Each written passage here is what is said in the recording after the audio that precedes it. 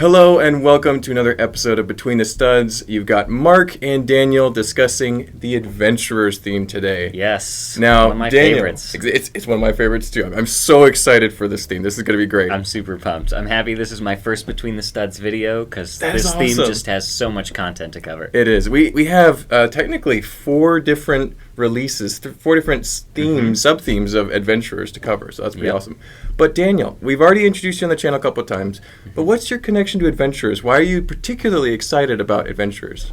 So that's an interesting thing. A lot of people wonder why I'm into some of the classic themes that came out, before I was even born. Mm-hmm. And a lot of that reason is my older brothers were around during that time and had a lot of those sets, so I would always see them, but didn't get to play with them very much because I didn't want to mess up my older brother's toys and stuff like that. But Adventures is just so cool. The play features, the traps, the characters, everything about it just has so many fun hidden details, the story behind it, and they just make really great play sets. Yeah, they are really awesome as kids, especially with we hadn't seen Indiana Jones, but kind of knowing that as a genre and then being able to live it out with your own characters. You got Johnny Thunder, you got Dr. Kilroy or Lightning, whatever the version of it is. There's going to be lots of name discrepancies that we'll get into later. Interestingly enough, I was just old enough to start catching the Dino versions of the Johnny Thunder and all his crew went to go rescue and or capture dinosaurs.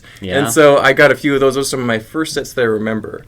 And then just after that, we actually picked up some of these older desert sets right after at like a secondhand, kind of like a Big Lots type store, awesome. like a Marshall's, So it was like really fortuitous that we got those because they were on sale. They're big, they're cool. So we got to enjoy them, and also the Lego video games. But we'll dive into all that kind of by theme. I think we're going to break it up into the various themes. Yep, we'll go chronological through each of those sub-themes. Exactly. Then we'll talk about some other fun, interesting things about the theme after all of those. Exactly. We got tons of notes, so we're going to dive right in.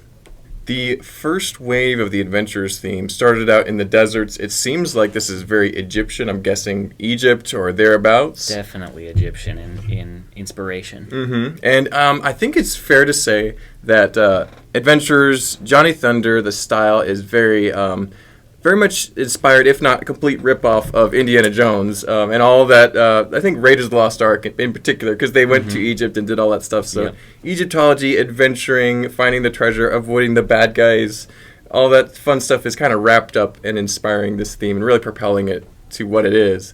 So and this first desert theme coming out in 1998 was not too far in advance of them having licensed themes, starting with Star Wars and Harry Potter. Yeah. So I think this was them kind of starting to realize the way the market was going to work and having to get topical, timely products related to what kids were interested in. Exactly. In terms of what was coming out in theaters and things like that. So they were doing this to save a little money or cut corners and things before really diving deep into the licensed products. Exactly. Yeah. It was probably pretty expensive to get the licensing back then. I'm sure the movie industry was not really aware of Lego as an important brand. It was very small. They were kind of like not necessarily on the decline, but they weren't in their best shape in the 90s. And early 2000s especially, they were struggling financially. So Absolutely. So this is actually from some of the darker eras of Lego, but I think there's some of the highlights of the Lego brand can be found in here, though. Yeah. So Yeah. Some hidden treasures, if you will. Exactly. Amongst some other rough themes during that time period. Well, I'd say this actually holds up a lot better than some of the other 90s and 2000s themes that I would agree. That you see in the magazines that you've got here. Actually, would you want to bring those up? Yeah, sure. So I've got some old paper materials here. We've got a Mania magazine. I remember and this those. was where you would find a lot of the descriptions about the characters, and then there would be comics that would, explain the adventures that all the characters would go on, and that was where a lot of the lore for this kind of stuff comes from. Something I also found was interesting was they would have little educational blurbs. So like with each theme, there was a thing. For example, in this one, there was history about the people who found King Tut's tomb. And then in some of the later themes we'll also cover, there was history about Marco Polo. There was history about, dinosaur fossils and things with those various themes. So they were including some historically accurate information as well to introduce an educational aspect. Yeah, trying to keep it not just pure fantasy, but there's some cool things to learn around these themes. Definitely. Yeah. And then, the Lego Maniac, of course, was always making appearances. He's everywhere. In these couple years, he was at his peak, Lego. Absolutely. And then some fun extra promotional content you can find in these, like some old T-shirts and things that you could mail away for. I have a feeling if you tried to mail in for this, I don't know. Lego sometimes is good about doing things to help you out. They might send you something. If they could find anything, they'd probably send it to you. But I doubt they still have it in wherever they were keeping it. We'll have to see if we can do more adventurers themed T-shirts, kind of like the one you got on. So we'll try to revitalize that a little bit at some point. But I remember the desert theme pretty well. Like I said before, I had the larger set, and my brother Steven actually had this set. And these are your sets here on the table. That's correct. Yes. And you weren't allowed to play with these though. What you're saying, because your older brothers, these are their toys. These were not theirs. These are ones that now belong to me. You bought them later. That I have purchased later. Mm-hmm. Yes. Yeah, but these are really cool. They've got a raised base plate. This is kind of the. They're kind of taking some cues from Castle at the time. In the earlier 90s, was starting to use raised base plates to get some extra elevation. I think it works very well with this set, even though. I think the mock building community dislikes raised base plates because there's less actual bricks to play with. Yeah, the same way that they dislike other large, chunky pieces that Burps you could replicate stuff, with your own detail. But I've always had a fond spot for raised base plates. I know. I think these are this one is one of the best too. And there's more raised base plates throughout the Adventurers line we'll cover later too. But one part that I really like about this Sphinx set is that he's got a very detailed face, and the Anubis statues are also really, like, you can tell exactly what it is. You don't have to think about it too hard. There's some nice sculpting. It was going really on. Phenomenal sculpting, which you talked a lot about in a recent video. Exactly. Not too long ago we were talking about sculpting creations for yourself, and here's some very small and very simple but nice sculpting in these pretty early sets. This is kind of breaking new ground, I would say, doing a humanoid Sphinx-like shape for a set, and that you've got a little bit of that going on in the big one too. Yep. And so regarding that sculpting, it was so iconic that we'll also talk about this later, but it's been referenced in other Lego sets and material because everybody recognizes some of these classic sculpting things. But then this set over here, the Pharaoh's Forbidden Ruins, was the largest one from the theme. And it just had lots of cool traps and features. The always classic trapdoors, falling rocks, spears and axes and things that come down. Exactly. One of the coolest play features I think from this set was the chase item or MacGuffin for the first theme was the Regu Ruby, which was its name? Here. That's that awesome. Is the name, yes. It was located here in the back, and as part of the Mummy's Curse. If you flip this swiveling door around, there was actually a magnet attached to the bottom, and it would snatch the ruby and hide it away behind the wall. If you tried to take it, it would just disappear before your eyes. That's fantastic. And then there were all sorts of other fun things. There's these like alligator statues here with what looks like bottles of poison or something. Maybe you had to drink the right one, or who knows. There was all sorts of room for kids to use their imagination. Exactly. That's awesome. I remember when we got this set, I was still pretty young and I wasn't that into building the set. I was more just go nuts the pieces. I never finished the back of the set. So I only built the first part and loved to death those trap doors. Yeah. But I never got to the final really awesome action feature there with the jewel disappearing, so that's really cool to see that. A lot of people don't even see this part because the way that the set is usually photographed is with this part sitting behind that. It's two 16 by 32 base plates, and this one is usually attached to the back of that one, like the treasure room. So it's very frequently overlooked and kind of hidden. Speaking of overlooked, I would say that Adventurers as a whole tends to be one of the most underrated themes out there, because you'll talk to Lego fans nowadays, a little bit younger than us, and they grew up with Ninjago and other amazing themes. But then you'll ask them, what did you think about the old Adventures? They're like, oh, you mean like Pharaoh's Quest or something? We're like, no. Or, so we have people have no recollection of these sets at all. They don't even know they exist sometimes. And so, which is fascinating to me because, it's not quite as old as the traditional classic three of Space, Castle, and Pirates. But they went into so much more detail with these and covered a really wide variety of topics and areas, and They got named characters throughout. They had a long-running series. There was 3 lines in a row, and then a little bit later they had Orient. And there's like, some of these have dozen sets, some of these have 20 sets in each sub-theme. So it's like Lego made a lot of adventure sets, and they just get glossed over so much. So we're gonna dive in and talk about all of them. Minifigures, unique prints and stickers and things. These panels here on the front of this pyramid are just beautiful in my opinion. Yeah, the really cool kind of a dark orange and the kind of turquoise teal color.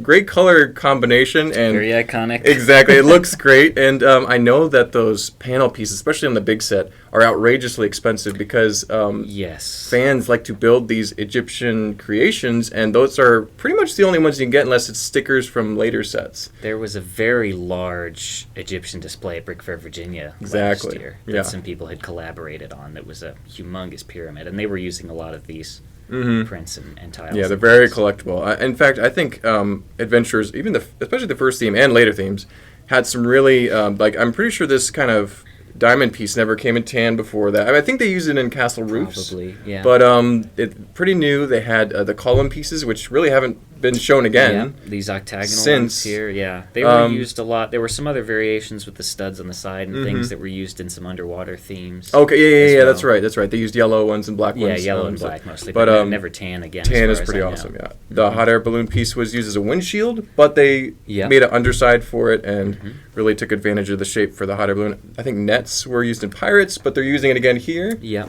Just to add a little extra texture to the balloon. Canvas tents. Or fabric tents, I should say. Yeah, very cool. Canvas always gets easily damaged or crumpled or stained and things like that.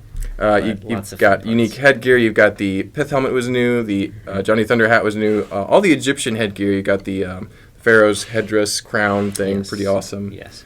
And then this is another fantastic one. This sarcophagus piece they used in several different ones, but this main one had this beautiful printed design on it. They were really taking some King Tut vibes with that one. And it's actually, Lego tends to print a couple colors each, not too many, but there's like 3 or 4 or 5, because you got black too. Blue, gold, black, red, it's at least 4 colors. Extremely detailed printing on a very 3-dimensional piece is really special for Lego from this era especially.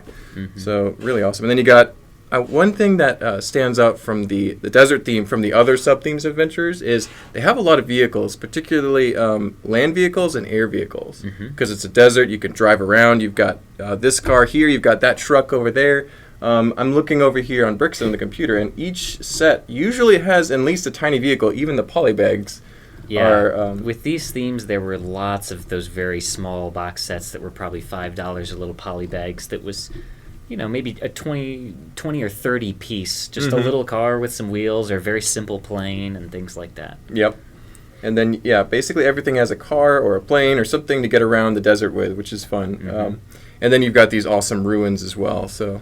Yep. Adventures Desert Theme really kicked it off great. You can see in the promotional materials and the magazines that you brought. You'll see pictures of them on the screen, hopefully. But Lego was like, we've got adventure. We've got Johnny Thunder. We've got a hero going for the treasure. And he kind of superseded a lot of other themes in the year 98 and was like, this is the next big thing. He was on the cover of a lot of these magazines and things. And almost every time they rehashed the theme, he was on the cover of the Shop at Home magazine or the Lego Mania magazine or whatever for that month. That was front page news. Exactly, yeah. I think that Adventures, especially in the earlier waves, must have been pretty successful for Lego because they wouldn't have made Wave 2, 3, and 4 afterwards if it was not... Like, if it didn't turn over a profit, they wouldn't have continued making it. Like, Rock Raiders was a one-time show until later they revived it. Yeah. But, I think that Adventures really was successful in its time and just gets overlooked. So, All right. Is there anything else you want to touch on in Desert that we want to... one more thing I thought was interesting. So, what you see pop up a lot is the obelisks and the maps where these come from. And on those, they feature 4 of the different ancient Egyptian gods. That's pretty cool. Which I have written down here. So the obelisks will translate. You can actually translate the hieroglyphics on them. That's cool. And they will represent, there's 4 different prints, and they will be the same, they will correspond to the gods that appear in the corners of those maps. So they are Anubis, the god of the dead, Thoth, which is the god of the moon, Mm-hmm. and sacred texts and several other things. Yep. Horus, the god of kingship, Mm-hmm. and Khnum, I'm not sure I'm pronouncing that right, Yeah. but the god of fertility and water.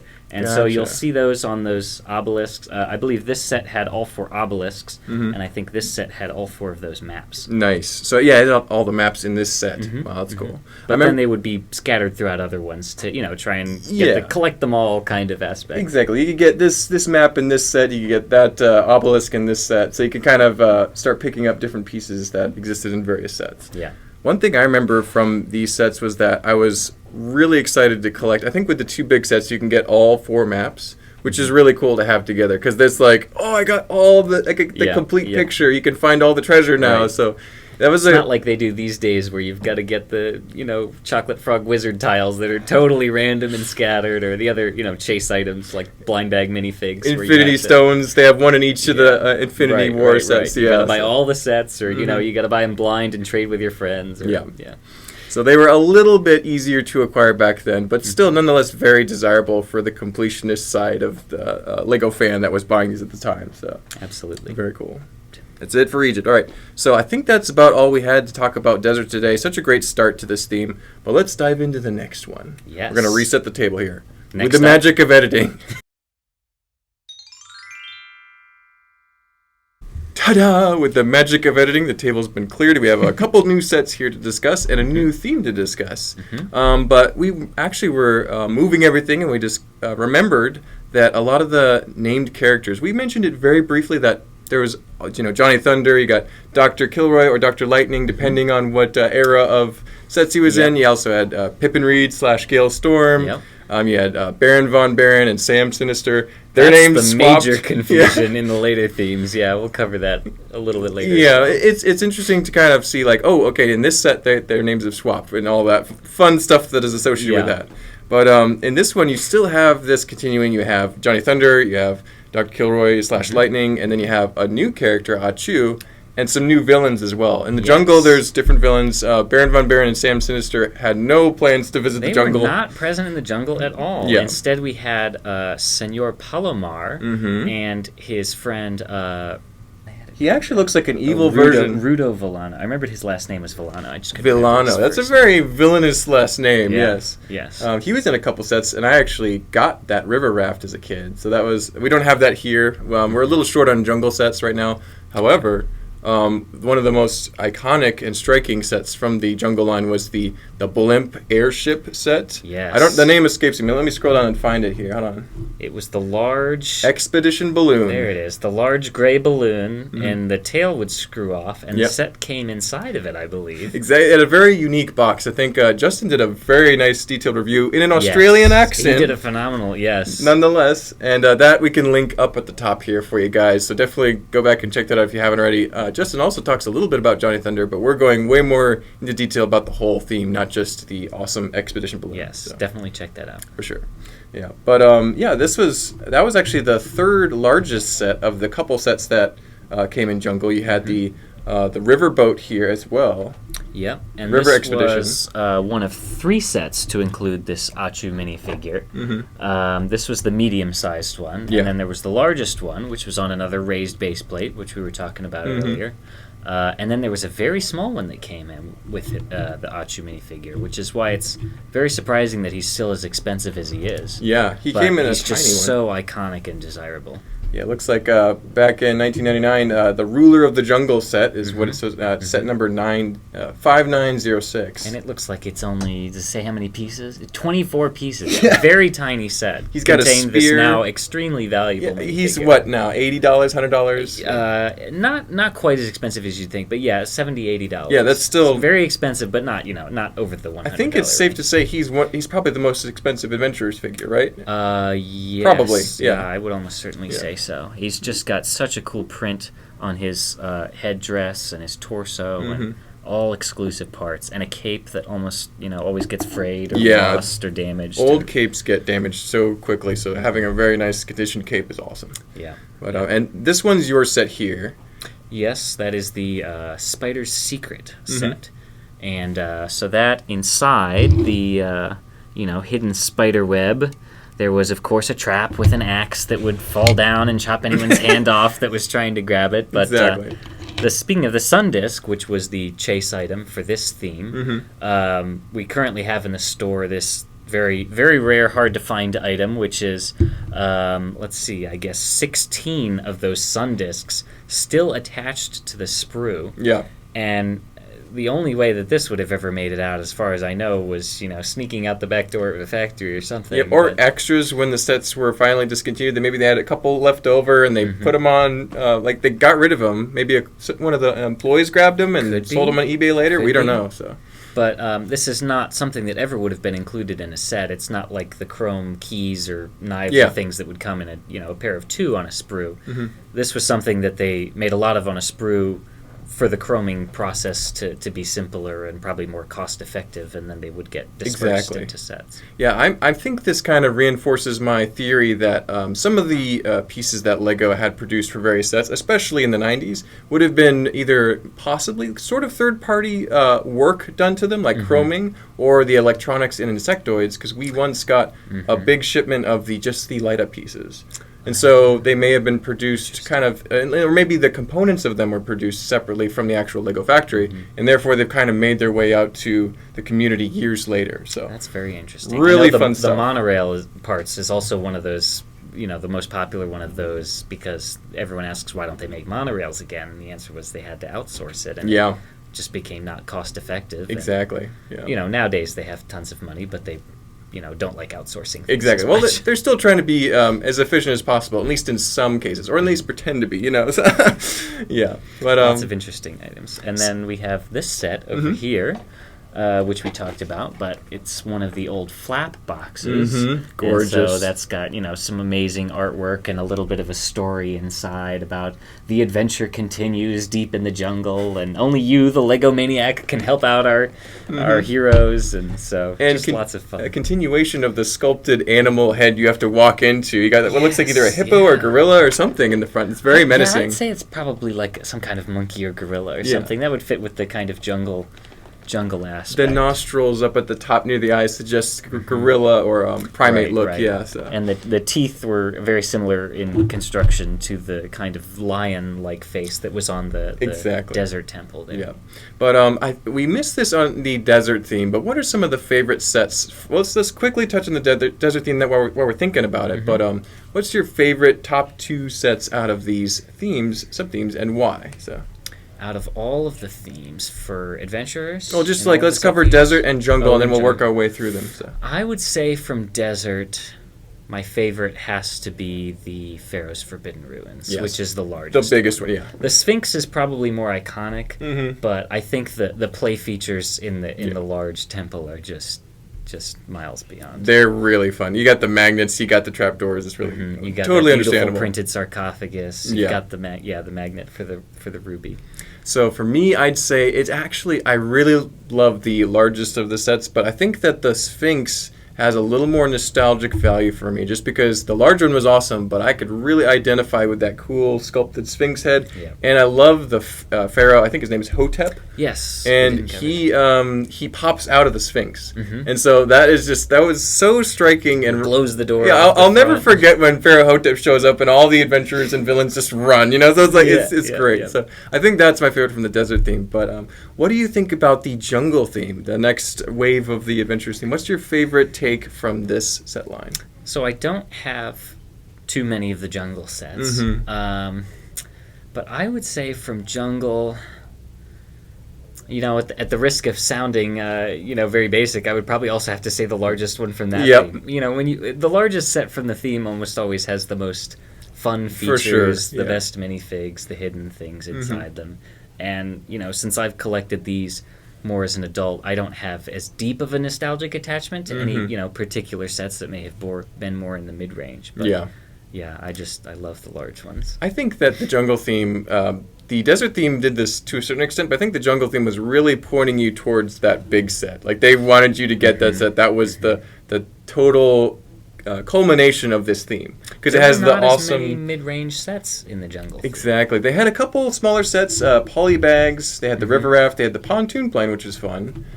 Spider's Secret, the Balloon, River Expedition, and then the main Amazon Ancient Ruins. So it's like maybe not even a dozen sets total for the whole theme. And then they have this giant one at the end, which was like, you definitely want this set. Right. Lots of the smaller stuff in this kind of size, and then you jump up to this one, and then you jump up to the larger one, and that was it. Yeah. In the desert theme, you had the Sphinx. There were several other ones that were on about 16 by 32 base size. Medium-sized sets galore in the desert theme, and this one is kind of a quick jump. So yeah. Mm-hmm. But I think I would agree with you that big Amazon Ancient Ruins with the huge raised base plate and all those cool colors and cool printed pillars and all the details. Achu standing on top guarding it, causing trouble for the adventurers trying to discover what's inside. Absolutely. So. There was the bridge that would swing down into the river. And we've had this set before. I'm so sad we don't have any of it now. It's been a while since we've seen it in the store. It's very rare and very cool. It's gone up in price quite a bit too. So I'm sure. Yeah. Well, especially if it contains the figure in good condition, that's already $80 right exactly. there on top. Well, one day when we make millions of dollars, we'll definitely have several on the table. We'll do a new video, and it'll be great. One last detail: they didn't stop sharing awesome art on the Lego magazines for. Yeah, beautiful cover artwork here, showing off those new minifigs, new characters.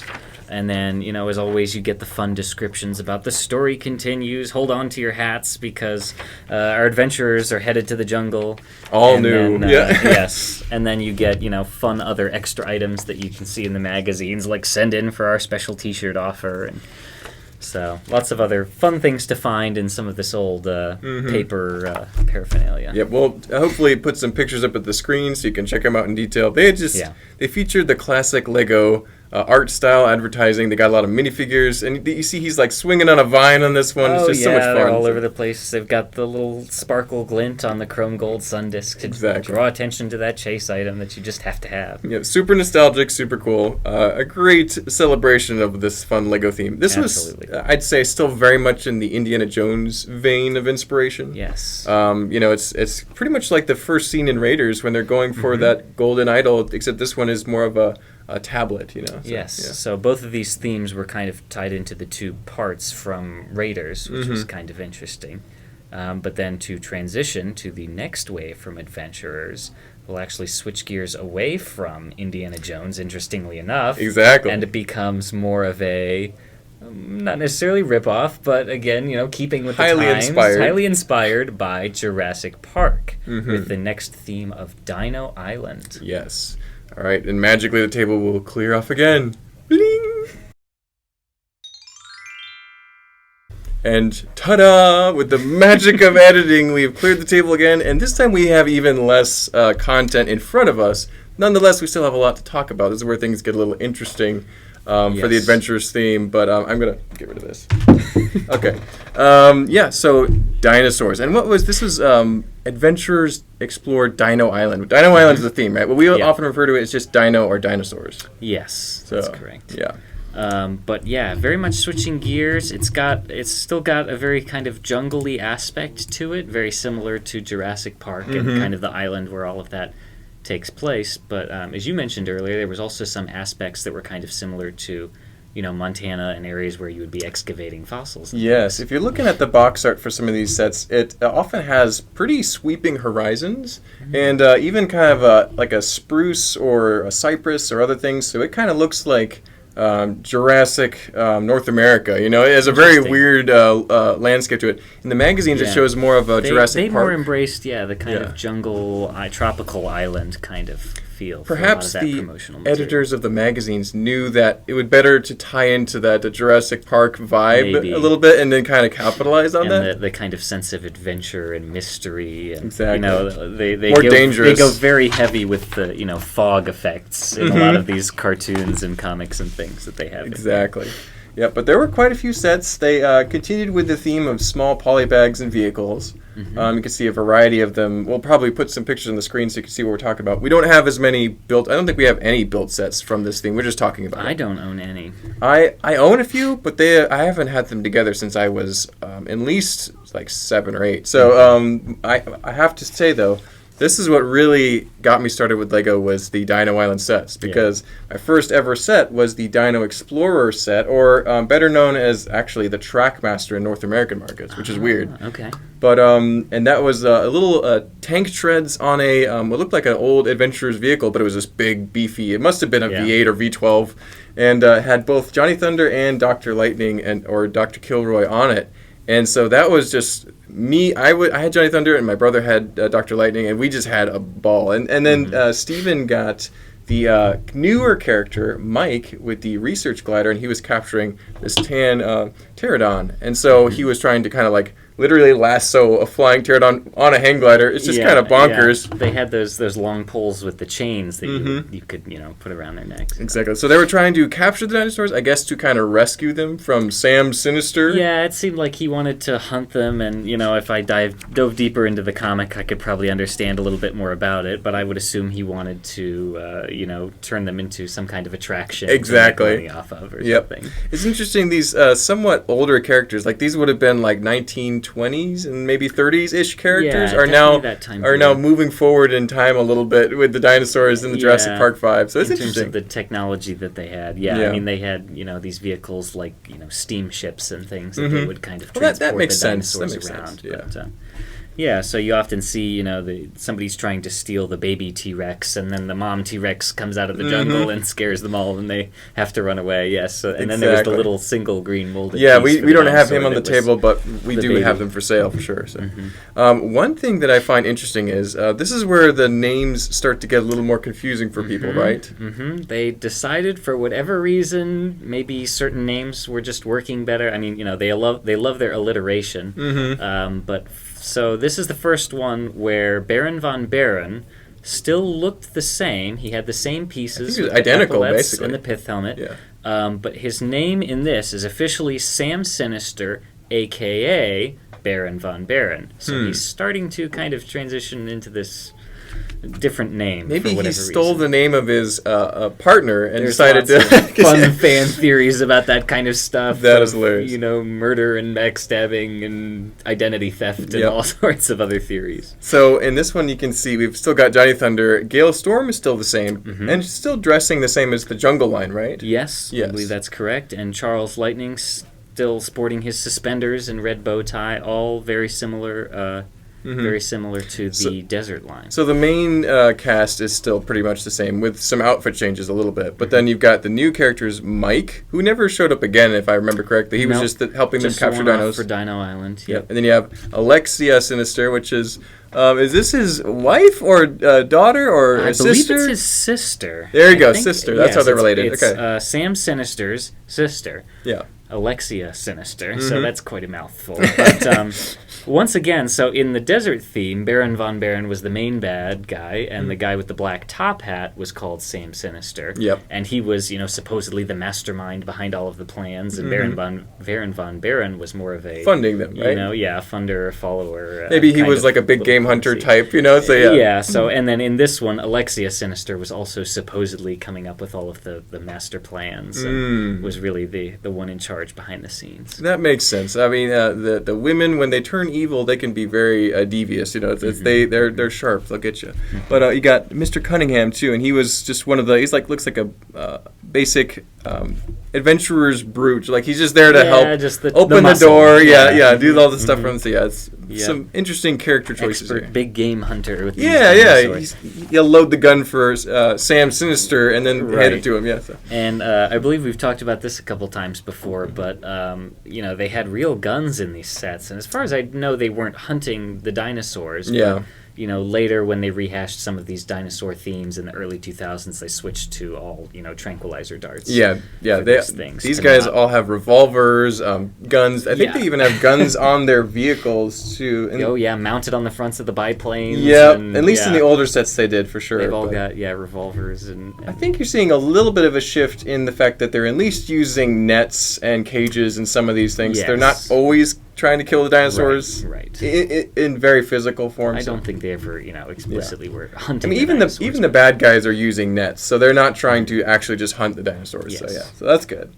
But But I will say though that this is interesting as a theme because this is this looks like a transition between the classic Lego Dragon Yes. and the dinosaur sets that would come out in the early 2000s. So you have those bigger modular dinosaur sets. We're actually just got a bunch of them in right now. We'll be putting that out for sale soon.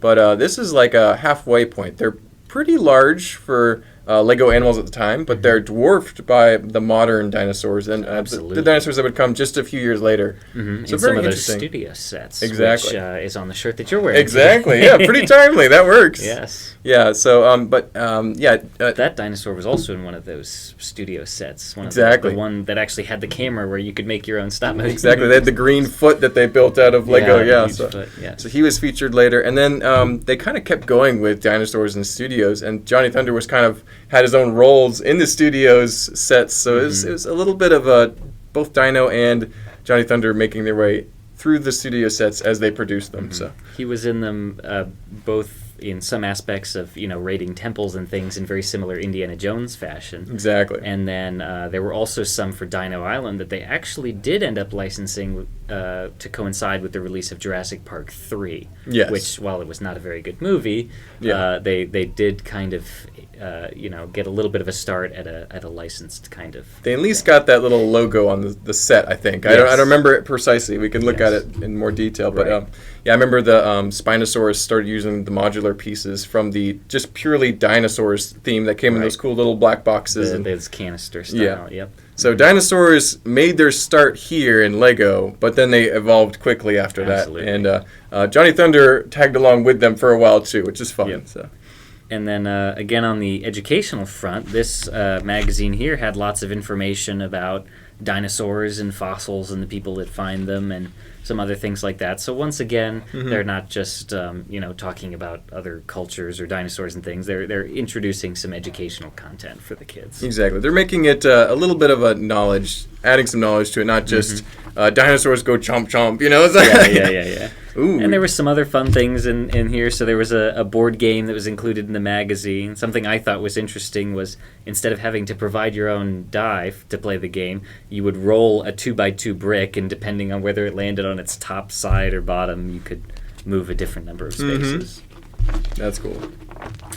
And then there was a promotional thing for this movie. I guess you could get popcorn and drink or something, and then you could, get a thing sent to you that was like a flashlight or a compass or a canteen or a frisbee. So I've never seen any of those things pop up on, Never eBay seen or them. whatever else. Yeah. I'd never heard of this stuff before. That might have been either hard to find, or I think you probably had to go available beginning October at a Cineplex Entertainment. Like a specific movie theater, or Chain, it sounds like a kind of like one of those mail away promotion kind of things. So Very interesting. Yeah. something that there's probably not a lot of out there. That if you even see one of these, let us know and send us a picture because that's amazing. That would be a They're probably not on incredible Bricklink. deep cut, hard to find. Yeah, I bet something like that is probably not even on Bricklink. That's amazing. Yeah. So some rare Lego Dino Island merch for sure.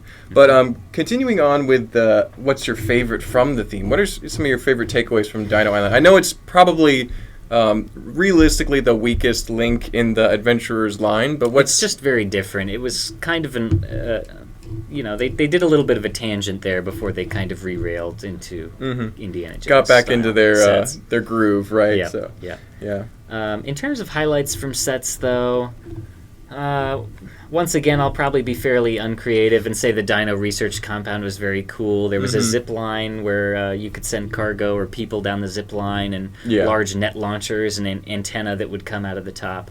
Yeah, they had a big radar opening roof on the top there. It's pretty cool. One other notable highlight, though, was if you scroll back up, there was a car that was the Island Racer, and it was a model that I believe, you're more familiar with this than I am, but in Lego Island 2, I believe, or maybe Lego Racers, one of those video games had Multiple that games, car, yes. the Island Racer, with Baron von Baron or Sam Sister as the driver. Exactly. Well, so interestingly, Adventurers made multiple appearances in multiple video games from the old Lego Media days. Absolutely. I think the first one was probably Lego Racers. Both the desert and jungle themes were represented in that, and they had their own tracks, they had their own villains. You had both Johnny Thunder and I think it was Baron von Baron in the Lego Racers original video game. And you could race them. They were both pretty difficult. Johnny Thunder in particular, he had a grappling hook and he could pull you back, and he would get as a you. special, He a almost special power. his programming. He only used that utility, that weapon, that power up, and so it was really fun. But That's fascinating. I liked how you pointed out this Island Racer. It was also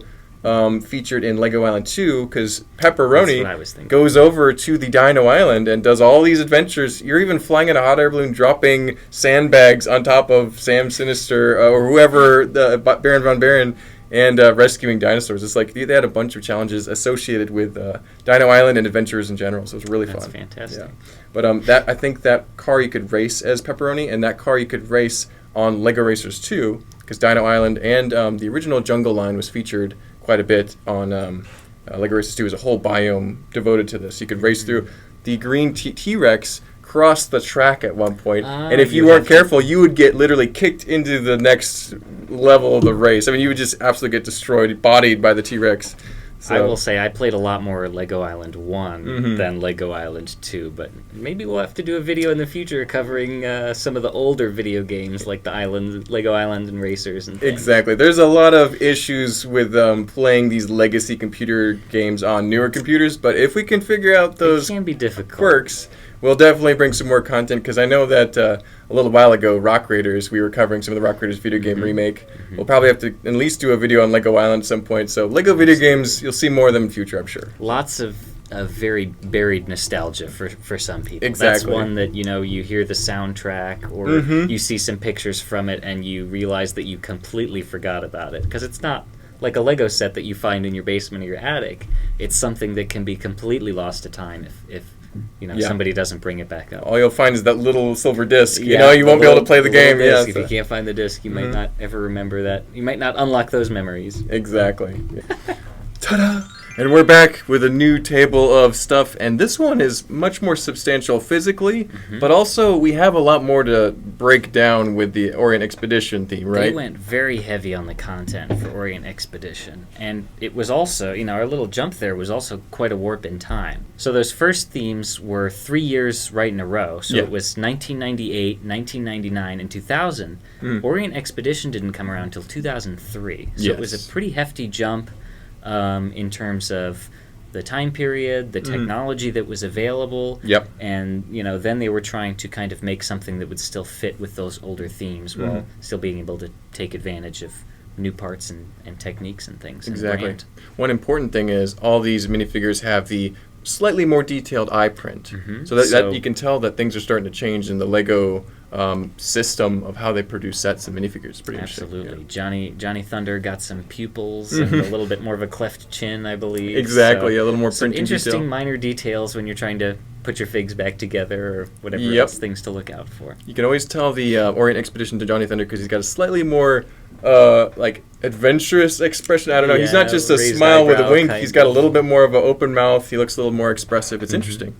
But it also this is one of those themes that it has it's a sub-theme unto itself, but it actually could really be broken down into 3 separate sub-themes in a way. Sub-themes, if you will. Yeah, exactly. So they went kind of chronologically. The adventure into the Orient Expedition started in India, was the first place that they went. Exactly. And so we had some great sets, including the Elephant Caravan, the Scorpion Palace here, and then there were these big figs here. There were 3 sets, including them. There's a third one here that's red and black that we don't have with us right now.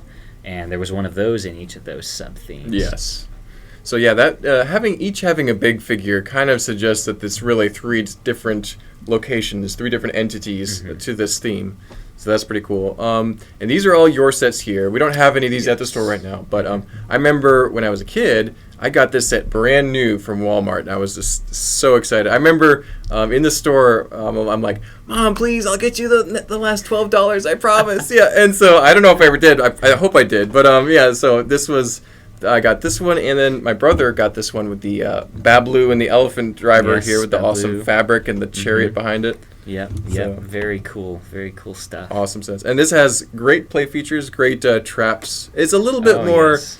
It suffers from its time when Lego in the 2003s and early 2000s, the sets are more open. They're a little more burp-oriented, and so the back is not as fleshed out as the desert ones, for example, but you still got this amazing boulder, and I'm not sure how to activate it. I believe they leaned really heavy back into, Indiana Jones, esque traps. The whole boulder. I'll catch it when it comes out. Yes, if you opened the scorpion's claws to retrieve the treasure chest, that was what would trigger the boulder to come rolling down that you had to run away from. Well, that actually works pretty good if you think about it. That was pretty smooth. You move those claws of the scorpion, and it just drops right down. Try and extract the treasure, yes. And this boulder is pretty expensive in this old dark gray, right? Yes, I believe so. It's the same boulder that they use in the Indiana Jones set, actually, but that one's in light bluish gray. Yes. And then I believe it was also used in a lot of the first LEGO League's robotics kits, but in brighter colors like red and yellow. And I think they have a blue one too, because they'll be pushing it around the arena. Yeah, all those high contrast colors. Yeah, the ones that the computer camera can recognize. But I'd say that they really, as typical for the early 2000s, they have some wild pieces and wild designs. I think each set has multiple new design pieces. Maybe this one's a little bit more legacy. Yeah, that one's a little more basic, maybe fits in with the older stuff, but this one had just some beautiful architectural elements. Look at that onion dome. In terms of matching that kind of style, yeah. Exactly. I mean, these lovely columns and this nice printed kind of oriental rug that's hanging over there. I'm pretty sure this is fairly new for the time. Maybe it came out in 4 Junior's Pirates too. That would have been 2004 though, so pretty new for its time. These kind of very scimitar-shaped swords. Very cool. And in classic LEGO accessory fashion, they're comically oversized. Yeah, of course. exactly. This guy over here, the guard, has one that's even further attached on a stick. So, if you figure if he was 6 feet tall, this staff would probably be 12 or 14 feet tall at least. It's absurdly out of scale, but it's fun to have large weapons to swing around at each other. I think it's actually pretty much this almost it's a little taller than a man. The sword with the hilt is 7 feet. It's tall. A little taller than a whole person, even with a hat on. So it's kind of hilarious, but still very cool, very new take from LEGO. So very fun. So this character over here, the tiger one, that was part of the India sub theme, if you will.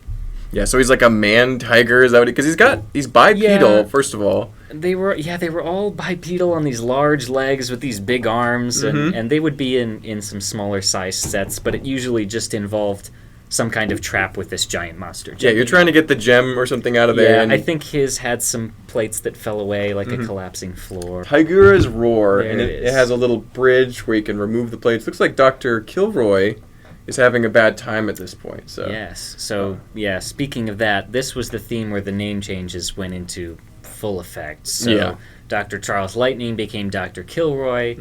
He retained the same face print though, so as far as we know, he's a similar individual. But Gale Storm became Pippin Reed, and she had a totally different face print. So I'm not even sure if she's the same person or maybe it's a different lady, different girlfriend. Yeah, who knows? Oh my goodness. And then Baron Von Baron, a.k.a. Sam Sinister, now has fully become Lord Sam Sinister, but he still has his hook hand and his monocle. So he looks the same, different outfit. I think he's even assumed more of the Sam Sinister character with the hat. He's got the top hat instead of the pith helmet, so he's got a black some very coat unusual on. Character changes going on there. Yeah, I think they probably felt like these two characters from Desert were great, but maybe that the whole persona of evil could be combined. Just to narrow it down. Yeah, one villain character better than two. I don't know. So, but either way, you can still in your own headcanon. That could just still be Baron Von Baron. You could have Sam Sinister walking along with him. They're all good. He was just the big bad. Exactly, yeah.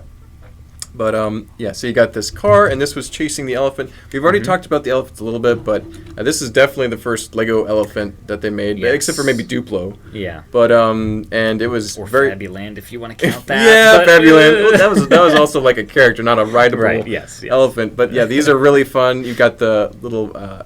saddle mahout spot up here, and then this one had all the chariot too. So I loved these. I collected these. I think I have 8 or 9 of them in different colors. There were a lot of sets in this wave, and the whole premise of it was that they were searching for these golden treasures of Marco Polo. So the one hidden up here in the Scorpion Temple was this lovely chrome gold and also printed shield. Yes. And then the other item that was kind of unique to each set was there was a map.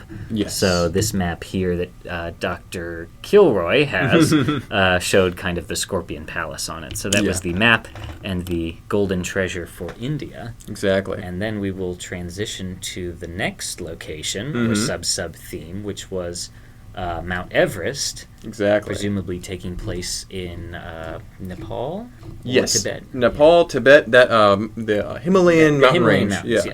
yes. So they really went into that theme quite a bit. It's very snowy. They have different outfits for each biome, each location that they stop in. So in the more India jungle one, they're all dressed in green and tan. Johnny Thunder has probably his first new outfit with the green vest and the tan arms and legs. And then once they get to the Tibetan area, the Himalayan area, you have Johnny Thunder don what looks like a leather jacket with the fur lining. It's very luxurious so looking. He's on the it's cover great. of this magazine here. Oh, actually on that one as well. They like that winter dress, Johnny Thunder. Here he is. Here. Lots of heavy parkas and things. Exactly. So before we were only seeing costume changes from desert to jungle or the overarching sub themes, but within this sub theme we had lots of character variation. Exactly. Each set had a different look for the same character. It's like that's really extensively working hard to make sure this is very immersive, you know. So because he could have just give him some black gloves or something instead, and then instead they went full new prints, everything. Right. And in terms of vehicles, there was also that hot air balloon that was extremely reminiscent of the one that came in the desert line. So it's a little bit of a callback there. Exactly. Same pieces, basically. Maybe a little bit different on the bottom, but, very, very similar. I think it also had a propeller maybe on the back. Yep, so I see that on the back adding a little there. bit more technology as time advances. Exactly. But, I remember getting that one as a kid, that little Aero Nomad set, because it was fairly affordable. It was probably, I don't know, $15, $20, not even that, back in 2003. Maybe probably 15, 12. Definitely in the small to mid-range of sets. So this one, again, obviously had a wide variety of price ranges and set sizes to choose from. You had polybags, like before, a few less than previous Adventurers themes, but you had a couple small ones, like Secret of the Tomb was probably a $5. Oh, yeah, see, here it is, $4 set. You had $8 sets. Oh, yes, that Jungle River one had the... it was actually the headdress that Achu had in the jungle theme, but unprinted this time. Tragically, so but if you find one that's unprinted, it's not nearly as valuable as the printed one. But still a very cool. fun mold that they were able to reuse. Again, now referencing itself as a theme in years prior. Exactly. I was like, that maybe Achu made it all the way to India, and that's where he ended up. You never know. Or some distant relative or someone from the same culture. But. That is fun. But yeah, and then so you went from India to the Himalayas, and then including this like Yeti figure. So that was another set. Was the Yeti's hideout? And I think it was he just would burst the Yeti. out of a cave. Yeah, he's literally the Yeti. There's no custom name like that. Taigura. Taigura. Yeah, Taigura. He did not have a special name. He was just the Yeti. That's what he is. And then in the Temple of Mount Everest, the golden weapon was the sword. And then there was also a map featuring some mountains and the Temple of Mount Everest on it. I think those maps really are harkening back to the first desert line with the very custom maps. I know the jungle one had its own map too, but the desert one had multiple maps, and so does Orient Expedition. I think that was definitely kind of harkening back to those collectible items and unique prints and things. Exactly. Well, it worked for me as a kid because I absolutely adored these sets. So. Yes, and chrome gold. I mean, what kid doesn't like anything shiny? Exactly. Well, it's like immediately the perfect coolest chase item. Coolest weapon in your collection immediately. That's how it is, and it's probably still would be. They're very rare and pretty collectible. The Regu Ruby from Desert was not a unique piece, but not anymore. No, with the lore, it was a highly unique item. So we at the final location in the Orient Expedition theme was the it looks like ancient China or like 1920s or 30s China. So. Yes. And so some of the large sets that we had for that one was this Dragon Fortress, which was where kind of the whole journey culminated. There was also a small ship, the Emperor's ship. Yep. And then there was another one with one of these large big figures, which we do not have with us today. But he was kind of red and black. Here's the Jun Chi. Yes, Jun Chi. Yes, that there was his name. Yep.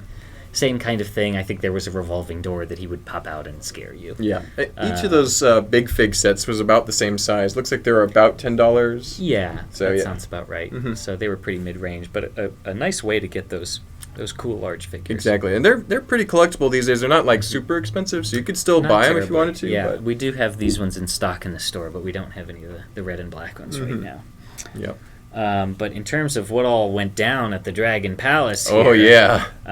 I guess we'll spin it around is probably the Check best out the way back. to Let me show move off that the magazine. action features in this one. But the third and final golden treasure was the helmet. So we have the helmet, the shield, and the sword as the 3 items to collect. That helmet is gorgeous, by the way. It's I know. amazing. Same from some old castle themes was where this first appeared. I'm sure you know way more about that than I do. The Dragon Knights, Dragon Masters, Yes. and in my mind, I think that there was a Dragon Knight hero that made it all the way to China, and that's where they kept his sacred helmet. So that's, you go. in my head canon, that just Getting became a into thing. some very deep cross-theme, Pixar theory kind Exact- of yeah, interconnected Marvel-verse. The Lego verse, yes, Yes. exactly. But so once you had collected the 3 treasures of Marco Polo, the story goes that our heroes then presented them to the Stone Guardian down here, which is also just a phenomenal fig. It's mostly monochrome, Yes. but it uses that Bat Lord helmet, another one of the scimitars, and then an unprinted shield, but all in old dark gray. And then he had this phenomenal face print that wow. had these like burning fiery eyes. It was He's- kind of scary. He's pretty terrifying. We'll Yeah. try and throw a picture up on the screen so Yeah. you can see him in detail, but We'll he set is him there for terrifying. now. But they, gave him the golden items, the golden treasures of Marco Polo, and then those turned into these keys, which you can see in here. Yep. And then if you put the keys in these doors, it was a very convoluted story going on here, but you would open these doors, and then the doors had these wheels inside that you would turn to, let's see if we can do it, you would unlock this whole section here that would pull out, revealing one of the other most valuable items from all of Adventures, probably up there with Achu. Exactly. This would be the other one, but it's not a minifigure. And this was the Golden Dragon. Oops, and I've got his head hung up here. Oh. He's pretty wedged in there. But this is Oh my goodness. just a beautiful thing here. So nice. This all black dragon, same mold as the classic dragon here, but with a totally new tail. A huge, with this glorious enormous tail, yeah. tail. Same arms, and then a new headpiece with these kind of large horns and tendrils. Very and, oriental looking, very Absolutely. detailed. And then, to cap it all off, chromed golded, of course. Yes. And then some lovely gold printing around the sides. I love the trans dark red accents with the eyes and the know. wings. I think they're exclusive to the gems set, for the right? eyes and the wings. I'm not sure. That may be the case. I bet they are, but I like know they came in trans neon orange and lots of other colors. everything but- except those little arms on the front of them, I think, are exclusive to this set. Yeah. So that's just gorgeous. and that is a very valuable item there if you ever need to replace it or buy it by itself. But We haven't him had and those in Achu are years. Probably some of the most expensive items from any of the sub themes of That's- Adventures. Yeah, I mean, I think the dragon's actually worth a little bit more, but he's not a minifigure, but he's an animal, and right. we would sell him kind of separately too. But I think I mentioned just a second ago, it was like we haven't had the dragon in a long time. We find his chrome head every now and then, Yeah, but the rest interesting. of him seems to get lost pretty easily in people's collections. So Yeah. But I would think it would be hard to lose with how unique all of those parts are, but you never know. Kids love to exactly play with yeah. those things, and they get left at a friend's house. Or Yeah, who yeah, knows you what. trade them, you Right, lose them in sure, the lose them in the backyard, and Yep. one other thing I want to point out: there's some really cool colored pieces on this huge temple because you Yes. got the sand green and the red, and then you got those black Very doors. unique color schemes once they got into the Orient Expedition stuff. I Yeah. mean, this kind of dark orange and the dark blue was a very nice color scheme there. And yes, the sand green and the red. The sand green was probably supposed to be evocative of like jade. Yep, and, yep, and jade other and- Oriental kind of color schemes. That's cool.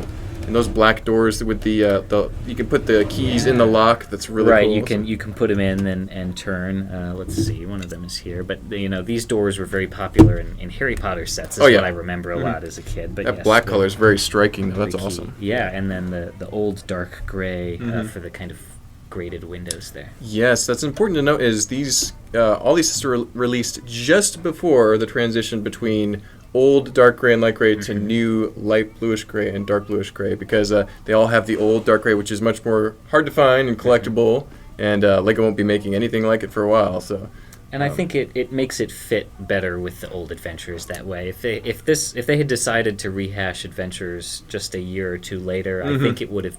I think a lot of people would have considered that more kind of disjointed from the rest of the theme. Because at least they're using the same old gray revolvers and stuff. Everything's still the same browns, color. Old grays, all of that. So that's pretty neat. Yeah. Well, very cool. But yeah, I think this is definitely, despite coming out at Lego's worst financial year ever, nearly sunk the company. Not this theme, but just the business practices in general.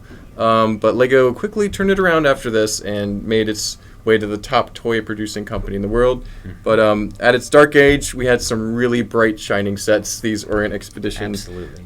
Really, really fantastic, really nostalgic for me, and I think you too, because you were getting a little bit older. You would have seen these at least in the magazines and stuff. So. Yeah, as I started to learn about things that were before my time, they would just be incredibly impressive to me, and that's why I've gotten into collecting a lot of this stuff. It's awesome. Yeah. And looking at my notes here for what we've got left in the video, we've covered all the Adventurers themes sets and a lot of the content within them, but I definitely wanted to touch on just a few other things to close us out for this awesome video dive into Adventurers.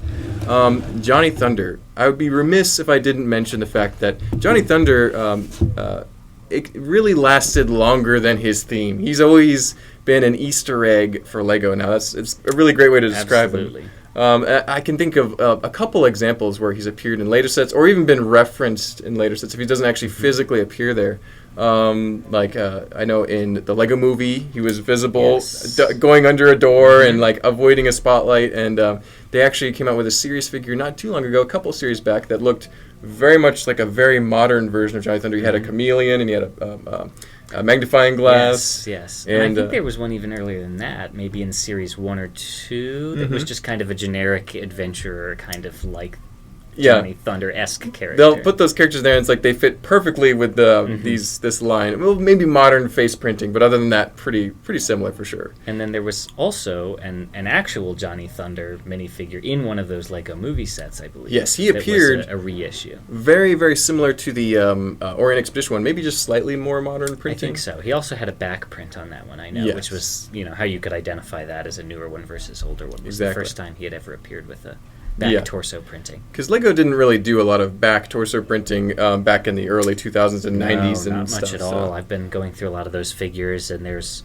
hardly any back printing or even double-sided heads. I believe one of the first figures to ever have double-sided head printing was the Quirrell or Voldemort. Yeah, Harry Potter. Set. So this is kind of before they got too creative with the printing on minifigures. I'm really glad they did, though, because it's cool. I mean, it wasn't too much longer, it wasn't but another year or two before they came out with, Cloud City Boba Fett, which is one of the most iconic characters in terms of early lots of printing. Arms, legs, waist, everything. He's got the drip helmet all printed. Oh, It's awesome. So Johnny Thunder, he keeps surviving on through the Lego themes and wherever he can. In the Ideas fossil set, there was a skeleton of a person that kind of looked like Johnny Thunder, exactly. I believe. Do we have a little handful of pieces that we wanted to share? Yes, I do. Reset now. Ta-da! And we're back. A fresh table. We got the magazines arrayed so nicely before us. And some of those relics from some of the newer sets. Definitely a huge homage to all the older Johnny Thunder themes. Yes. Most notably from the Haunted House Fairgrounds set that has the drop tower in it. Exactly. Designed by Carl Merriam, who was just must have been a huge Adventurers fan. I know for the release video of that set, he dressed up in a pith helmet and epaulets and everything. He's got the epic mustache. Mustache and the monocle and the whole deal. So yeah, I got the privilege of meeting Carl and Mike, and they are both two of the most hilarious human beings I've ever had the privilege of hanging out with, and they are truly some of the biggest fans of Lego, especially Adventurers. And there's actually this one of the Lego employees, Niels, who Johnny Thunder is designed off of in a way. He still wears his fedora style hat. He has a huge fossil on his chest as like a necklace. He's a really cool guy, and so How long has he been with the company? for a very long time. But he actually helped design. Had he been there since Yes, this? he designed a lot of the early pirates, animals, castle. A lot of the artwork you see for sails and shields he did. That puts it together then. I will go back a little bit here. Yeah. On the front of the pyramid set from the desert theme, Mm-hmm. on those large printed pieces, there are more hieroglyphs that I was trying to translate. Yeah. And had a little bit of trouble doing it because the hieroglyphic alphabet has some unique characters and things.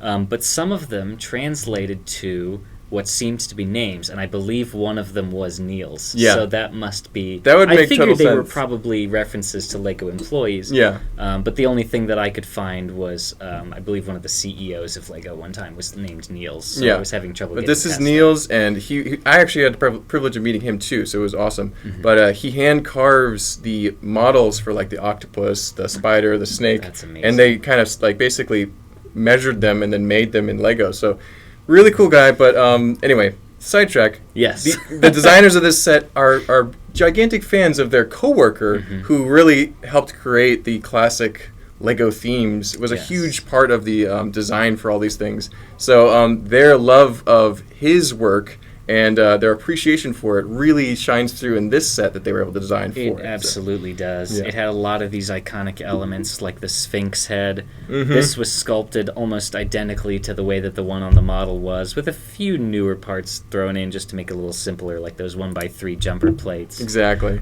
We had another obelisk, but this time with a fresh print, spelling, depending on which way you read it, Ogle from the top being the villain from Alpha Team. That is yes? amazing. Or just Lego if you read from the bottom up. Well, I think, is there a way that you're supposed to read hieroglyphs? Is it That's top what or bottom? I can't remember. So depending on which way you read it, it's either just Lego or an Alpha Team. I like the way reference. that either way, it makes sense in a Lego sense, for sure. It so. would be. And there was another Alpha Team reference in the set as well, with one of those little skeleton heads in the Yeah, in the neon ice green orbs. jar. Yeah, Yes, yeah. yes. Or the brainwashing orb, whatever it was called. mhm. Yeah, so.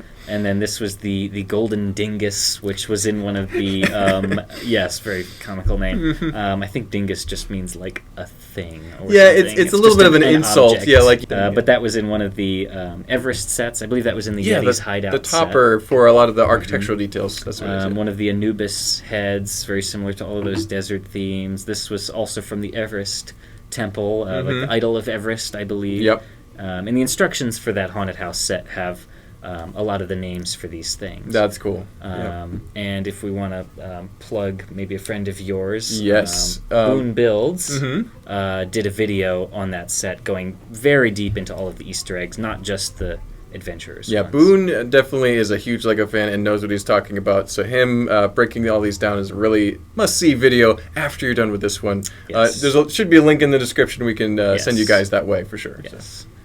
This portrait here of Baron von Baron holding his ruby. Now, while Baron did not appear in the set because it was supposed to be a modern day, it was still a theme park ride. He's long but deceased. Yes, yeah. a portrait of him, and there was a light brick feature that would show the mummy shining through from the back. Nice. That would kind of be like the curse hovering Yeah. over him because he stole the ruby. And then this was a mysterious little item that the instructions called the Resonator. And I think this was something of Carl Merriam's own imagination that he Interesting. that Baron von Baron had put the ruby in this device to harness its power or Gotcha. something like Okay, that. okay. And I guess it ended up turning blue in the process. Yeah, maybe it's when it's energized, it changes color or something. That's knows? really interesting. There was a thing that he had posted on his Twitter. Carl Merriam had posted on his Twitter that was a larger scale build of this on his desk. Yeah. That was That's very interesting. unusual. Got to look that up later and find out all the Yes. lore. But there yeah, were also some Lovecraft references and Yep. some very, very deep kind of dark things going on there. But yeah, he's just that kind of guy. well, I think Johnny Thunder is just one step removed from all those classic movie tropes and themes, so it's really Yes. fun. Like he Same time. started with Indiana Jones, but covered many other things besides that. So really fun stuff. And what a fun tour of this theme in general. I can't help but think what it would look like if they released even some more idea sets or even a full theme. They released 4 or 5 sets to go together and did some fun things. What are some of the themes that you think that Johnny Thunder and his gang could continue to explore if they were to revisit this theme in the future? That is something I have thought about because, I was strongly pulling for Adventurers in the 90th anniversary fan vote because of the variety of places that they had traveled to. I thought it would have been an easier way to work in a lot of Easter eggs to cover all of, the 90 years of LEGO history. So that was one that I pulled for. But in terms of, where Johnny Thunder could go, drawing more inspiration from Indiana Jones, I think going to like Petra would be a very interesting one. That'd be perfect. They did that in the third Indiana Jones movie, so I think that could be another old world, mysterious kind of location with treasures and traps. Yep. I think the more they follow in the footsteps of Indiana Jones, the more authentic it feels. I don't know. Yeah, because that was the spirit of the original sets. Exactly. I know that for me, they had a couple Lego.com video games, and one of them was the original desert one, but one of them was kind of its own thing, and they were exploring the Minotaur's maze, and they were going to the island of Crete and discovering things there. And there was like a little diving section. There was a little bit of a like underwater Atlantis tie-in maybe, and so I think that would make a pretty epic. First of all, I love Mediterranean architecture, that kind of cool ancient culture, and I think Johnny Thunder and all his gang could explore that pretty easily and have a great time and make some very cool colors and sets. So, yeah, so much more that Johnny Thunder could do. Hopefully he continues to show up as an Easter egg, but maybe we'll see him come back in a bigger and more meaningful fashion later. We'll see. We can only hope. Exactly. Well, on that hopeful thought, we're going to close out this wonderful episode of Adventurers on Between the Studs. I think we covered it all. There was a lot to cover, but I think we've done it in a hopefully timely manner. Exactly. We blazed through all these sets. I mean, we didn't go over each single set, but we covered the theme pretty thoroughly. So thank you so much for watching this whole video, coming through this journey with us. Definitely hit the like, comment, and subscribe buttons. Yes, and if you want to, share this video with your friends. It's pretty fun. Lego Talk is just one of the most enjoyable things that I like to participate in. If you had a sibling or friend that you played with Adventurers sets as a kid, send it their way. I'm sure this is going to be a healthy nostalgia trip for a lot of people. Exactly. So. But I want to see some comments too. I want to hear what your favorite Adventurers set or sub-theme was, because we have our own opinions and we have a little bit of knowledge overall of what the general consensus is, but I want to see some individual results, particularly from our regulars. So hopefully... And tell us where you'd like to see Johnny Thunder go in the future. Exactly. Weigh in on that. There's so many things that we read these comments. We're checking these comments all the time, so definitely let us know, and we'll see you guys in more videos throughout the rest of the coming weeks. Take care. Enjoy. All right, so quick editor's note. Literally hours after finishing the first video yesterday, these guys all arrived in the mail from someone who traded or sold these to us and had them shipped to us. So long distance transaction, but they all literally what we were talking about just minutes ago in the video and just a few hours ago on in our lives. So Daniel, what do we got here? What are we looking at? We're looking at a lot of Adventurer sets, still all sealed in box, and this is just the kind of amazing quality stuff that we get through our shipping program, where we pay for the shipping for people all over the place to send things to us, and this is the kind of stuff that we get. So we've got the Temple of Mount Everest over here.